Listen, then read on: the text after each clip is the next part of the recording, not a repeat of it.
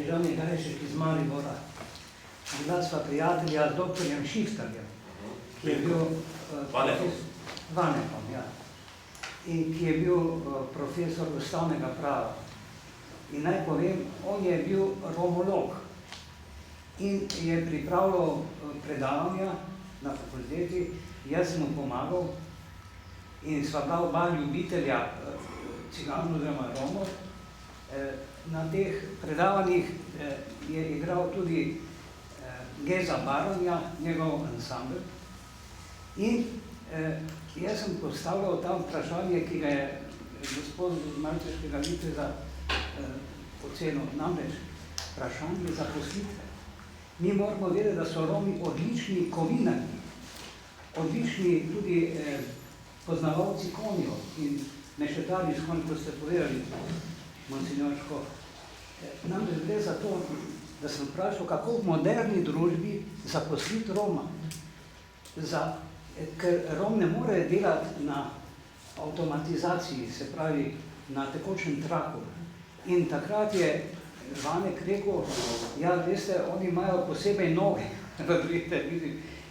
in skratka, skrbeli smo za Rome in za upanje.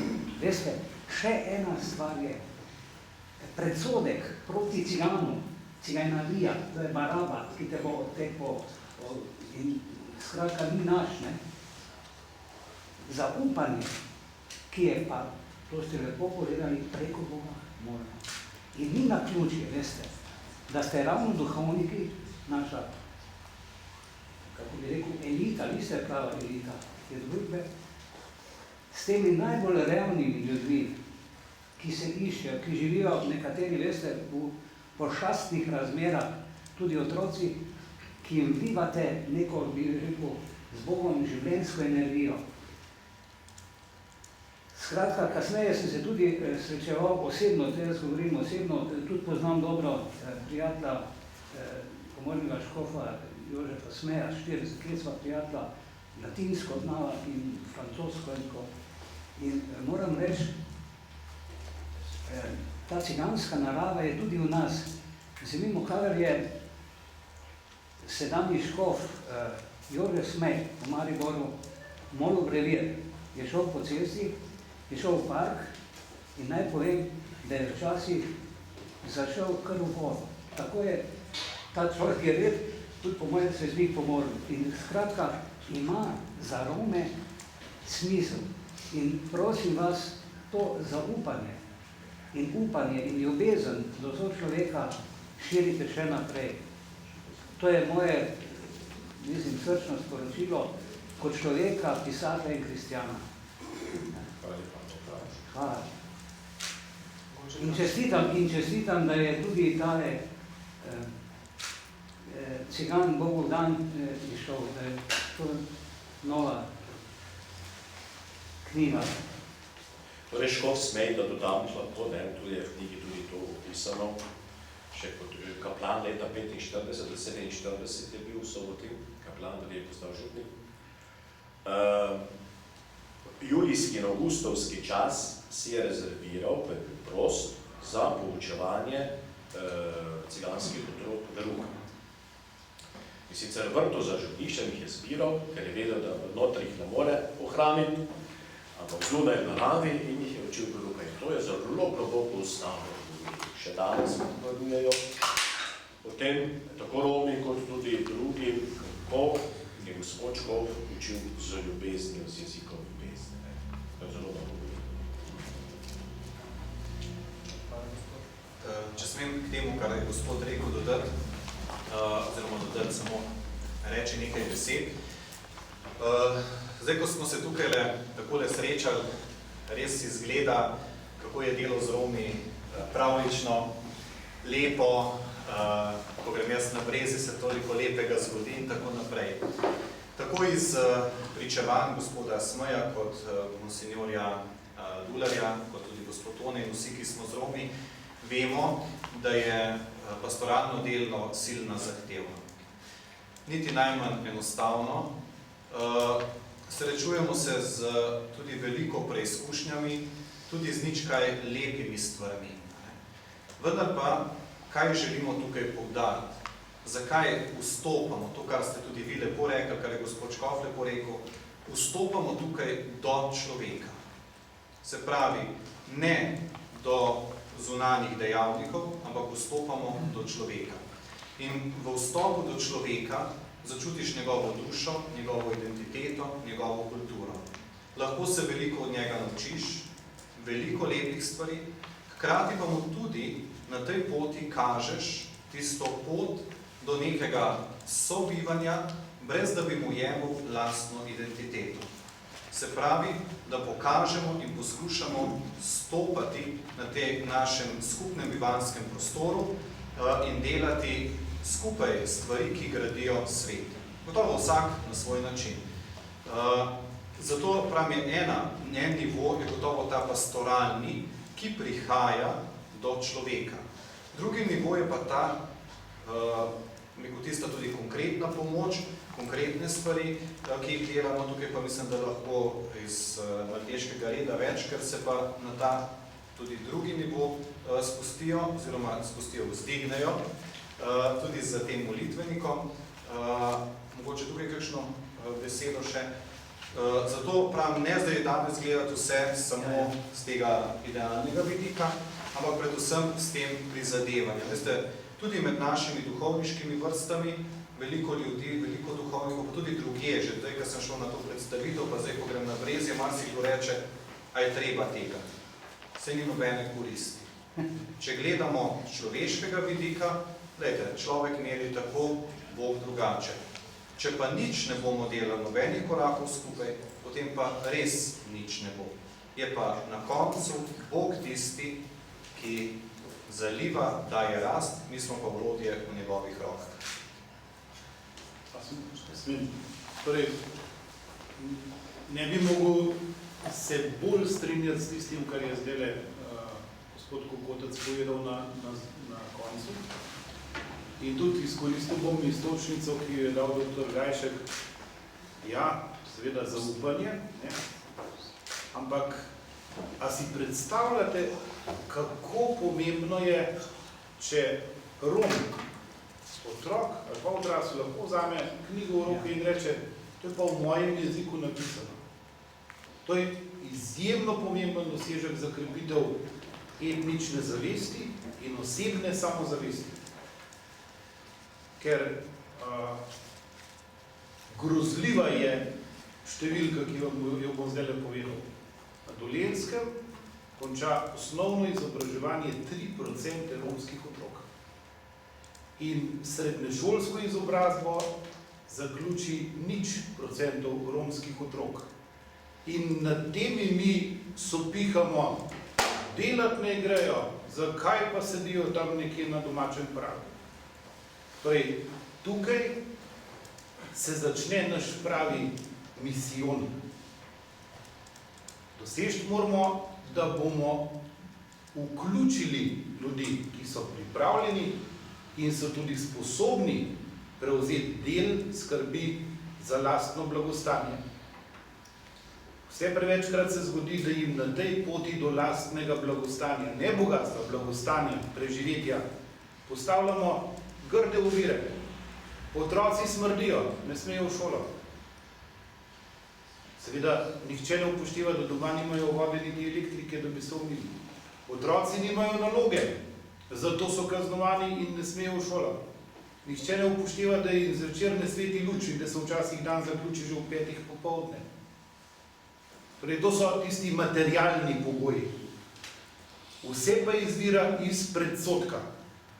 Iz tega, da jaz pravzaprav ne želim videti v sosedu, v bližnjem, v sovaščanu Božjega otroka in mojega brata, pač pa vidim tistega, ki ga ne želim videti.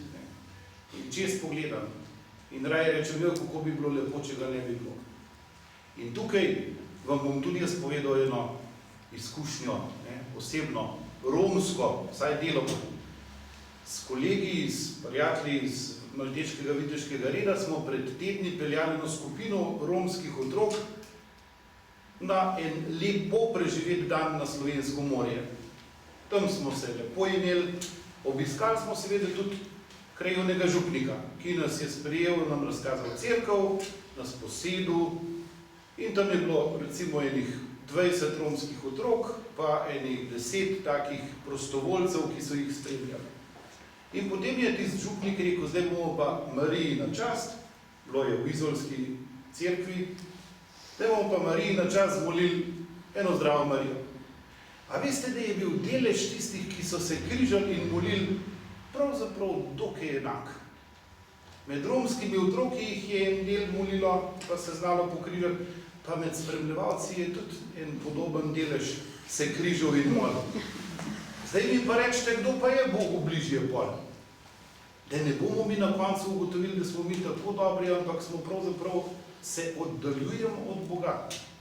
Korak za korakom. In zato je tale molitvenik tako zelo pomemben. Jaz k sreči vidim take velike strokovnjake tudi z tega jezikovnega področja. Upam, da bo nastala tudi ponatis, pa da bo tisti seznam napak tudi, da jih bomo v nadaljevanju upoštevali, zlasti pa, da bomo mi svoje napake v mojem dojemanju romske problematike, ki pravzaprav ni romska, ampak je naša. In pomembno je samo to, da se bomo med sabo pogovarjali. In tukaj je seveda vloga cerkve, ne klerikov samo, mogoče v prvi vrsti, ampak cerkve, ki smo, vsi smo Božje ljudstvo. Zdaj, če res razumemo to poslanstvo, potem ne bo nobenega problema. Ampak na Dolenjskem, ki je samo niti 200 km stran od Prekmurja, ki ima glede Romov eno zelo dobro izhodišče. Na Dolenjskem je situacija dramatično slabša. In zaradi tega, če smem samo še en element povedati, zaradi tega smo se v Malteškem viteškem redu odločili, da tam skušamo izboljšati tiste najosnovnejše pogoje, tako vzpostaviti najosnovnejše pogoje. Elektriko, vodo, pogoje za to, da bojo šli otroci lahko v šolo, pogoje za to, da bojo mame lahko skrbele za družino, ker očetje ne skrbijo za družino. Pa v tem tudi niso Romi, ki je bistveno drugače kot ne. Pogoji za to, da punce v 13. letu ne bodo po pravilu že skrbele za svojo družino, ampak bojo razmišljale o tem, kako urediti svoje življenje. Pogoji za to, da se bojo sosedje v isti vasi razumeli, da se bojo pogovarjali, da bojo skupaj rešili probleme. V tej zvezi bomo, to sem trdno prepričan, da nam bo uspelo, zgradili recimo eno hišo, v kateri bo kapela, v kateri bo zdravstveni dispanzer, v kateri bodo prostori, kjer se bodo otroci lahko učili, kjer bodo lahko delali, kar jih veseli, mogoče oddelek glasbene šole, za kar imajo Romi tudi zelo veliko talentov, v kateri se bojo možakarji usedli, pa bojo rekli kakšno čez državo ali pa o svojih pogojih. In ta objekt bo stal. Ta objekt bomo zgradili s pomočjo donatorja, ki je veleposlanik Malteškega viteškega reda za romsko skupnost. Seveda ga pa ne razumemo kot tisto, kar bo rešilo an sich, oziroma kar samo po sebi te probleme.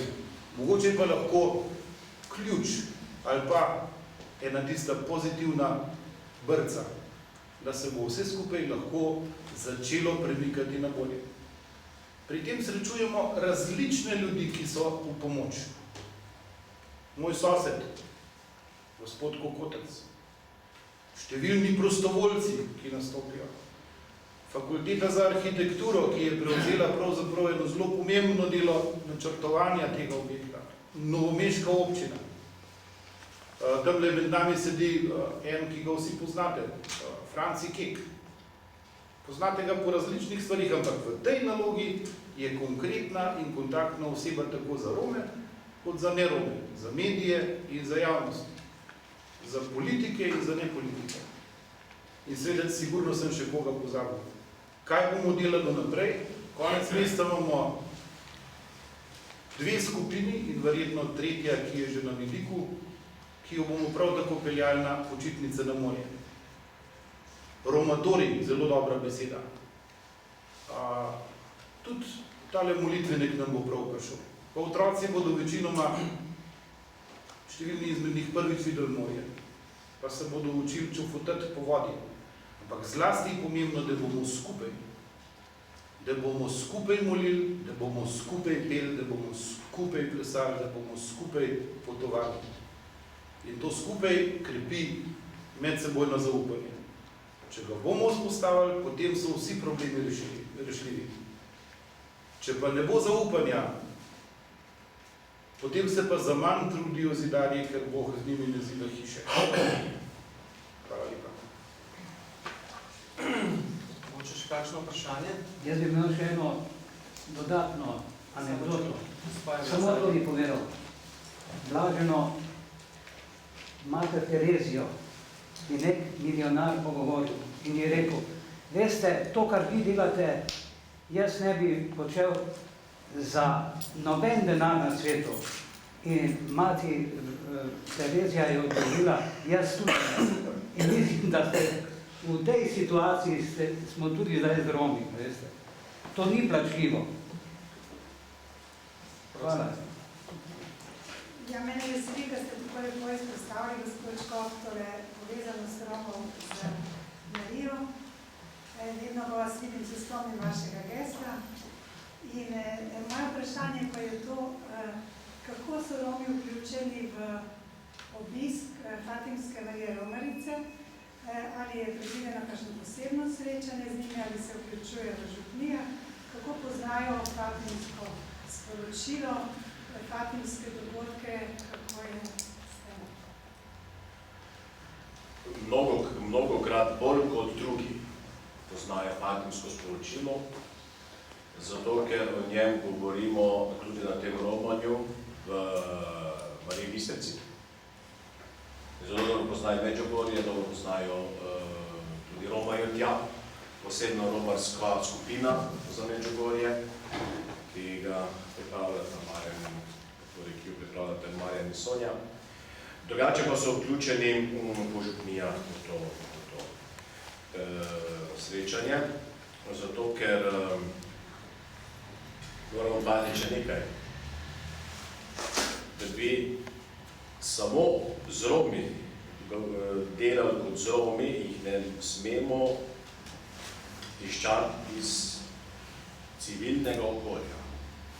Romi spadajo, so tu, pa se tudi tukaj smo.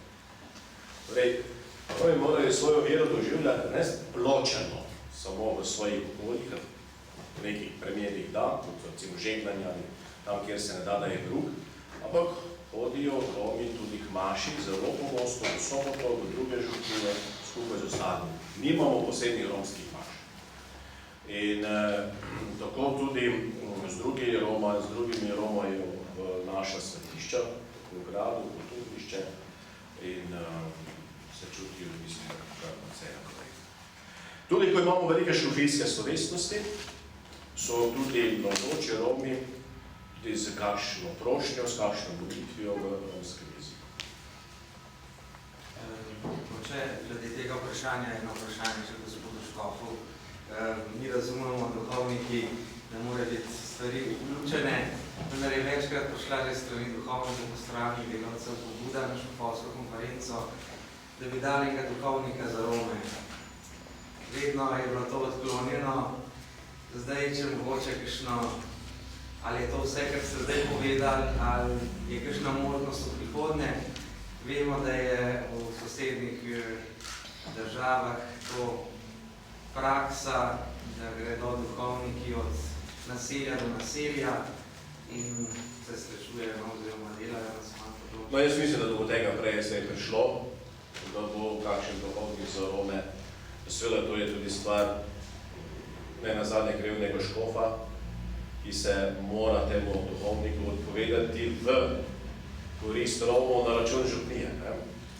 Zdaj seveda, taki karizmatiki, ko bi gospod Peter, jaz vem, da bi mu njegov škof še naložil še kaj.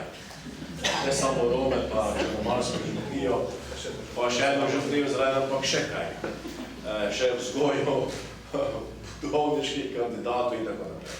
Tako da tukaj je seveda vedno vprašanje karizme. Ni zadosti, da škof izbere ali misli, da je nekdo sposoben za to delo, ampak večkrat mora sam duhovnik tudi priti k škofu in reči, poslušaj, jaz mislim, da bi to bilo, kjer se je stajten in kjer sem jaz. Tako da, ampak mislim, da to prele slej se bo to zgodilo. Da bo tudi, ker ta kategorijalna pastorala, ki se pojavlja tudi pri nas v Sloveniji, vojska, policija, bolnišnice, postaja vse bolj pomembno. Zakaj? Ker je mnogokrat tam več ljudi, kot pa na župniji, kjer je župnik. Vemo, da župnija danes dobijo zelo drugačno podobo, kot v času, ko je bila ustanovljena večina naših župnije iz obdobja Marije Terezije ali Jožefa drugega in tako tudi cerkev s kategorijalno pastoralo seveda odgovarja na potrebe časa in prostora. Tako zaenkrat, več ne moram povedati. Tone Gnidovec, župnik iz Vinice.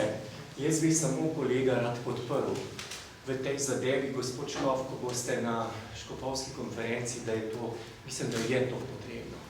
Da zadeva počasi mora dozoreti za, recimo, Dolenjska ima približno 20.000 Romov in bi bil potreben en duhovnik, ki bi se posebej posvetil. Vse vemo, kako je pomembno se naučiti njihovega jezika, maševati v njihovem jeziku tudi. To je prvi korak molitve. Mi vemo sami Slovani in Slovenci, kako je bilo to za nas pomembno, za našo duhovno in kulturno identiteto. Hvala lepa. Hvala, gospodu Gnidovcu. Ker nas še že večkrat priganja,